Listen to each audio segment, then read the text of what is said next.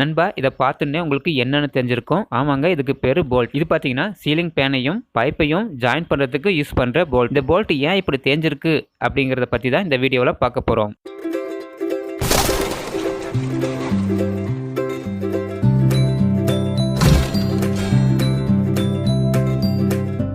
நண்பா இந்த ஃபேன் பார்த்தீங்கன்னா ரொம்ப நாளாக அவுட்டர் அடித்த மாதிரி சுற்றிட்டு இருந்தது. அதாவது அவுட்டர் அடித்த மாதிரி அப்படின்னா இந்த சீலிங் ஃபேன் பார்த்தீங்கன்னா எக்ஸாக்டாக அதனுடைய மையப்புள்ளியில் சுற்றாமல் அதை மையப்புள்ளியிலேருந்து கொஞ்சம் விலகி சுற்றுறது தான் அவுட்டர் அடித்து சுற்றுது அப்படிம்பாங்க. ஸோ அந்த மாதிரி இருந்தது. அதே நேரத்தில் இன்னொரு காரணமும் இருந்தது. என்னன்னு பார்த்தீங்கன்னா ஃபேன் சுவிட்ச் போடும்போது ஃபேன் சுத்தம், ஃபேனை ஜாயின் பண்ணியிருக்கிற அந்த பைப்பும் என்னாகும் போர்ஸாக வேகமாக திரும்பும். இந்த 2 காரணங்களால தான் ஃபேனை பைப்போட ஜாயின் பண்ணியிருக்கிற அந்த போல்ட்டு தேஞ்சதுக்கான காரணம். இந்த 2 காரணத்தினால ஃபேன் ஓடும்போது என்ன ஆகிட போகுது அப்படின்னு கண்டுக்கல. ஆனா நாளுக்கு நாள் ஃபேன் ஓடும்போது அதனுடைய சத்தம் வேறுபட்டு கொண்டே இருந்தது. சரி, இந்த சீலிங் ஃபேனை கழட்டி பார்க்கலாம் அப்படிங்கும்போது தான் தெரிஞ்சது அந்த போல்ட்டு எந்த அளவுக்கு தேஞ்சிருக்கு அப்படிங்கிறத. ஸோ கழட்டும் போது தான் அந்த போல்ட்டினுடைய தலைப்பகுதி உடஞ்சி கீழே விழுந்துருச்சு. அப்போ இந்த போல்ட்டு எந்த அளவுக்கு தேஞ்சிருக்கும் அப்படிங்கிறத நீங்களே யோசிச்சு பார்த்துக்கோங்க. இந்த சீலிங் ஃபேன் இன்னும் 1 வாரம் ஓடி இருந்தாலும் கூட கீழே விழுந்திருக்க வாய்ப்பு இருக்கு. சீலிங் ஃபேன் அவுட்டர் அடிச்சு சுத்தினாலோ அல்லது சுவிட்ச் போடும்போது ஃபேனோடு சேர்ந்து அந்த பைப்பும் சடனாக போர்ஸா திரும்பினாலோ உடனே கவனிக்கணும். எதனால பார்த்தீங்கன்னா சீலிங் ஃபேனை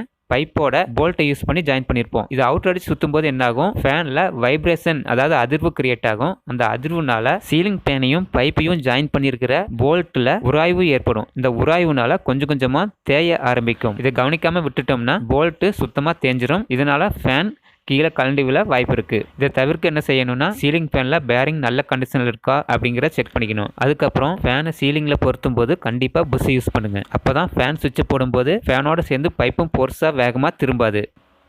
நண்பா சில இடத்துல நம்ம கேள்விப்பட்டிருப்போம், ஃபேன் ஓடிட்டு இருக்கும்போது கீழே விழுந்துருச்சு அப்படின்னு சொல்லுவாங்க.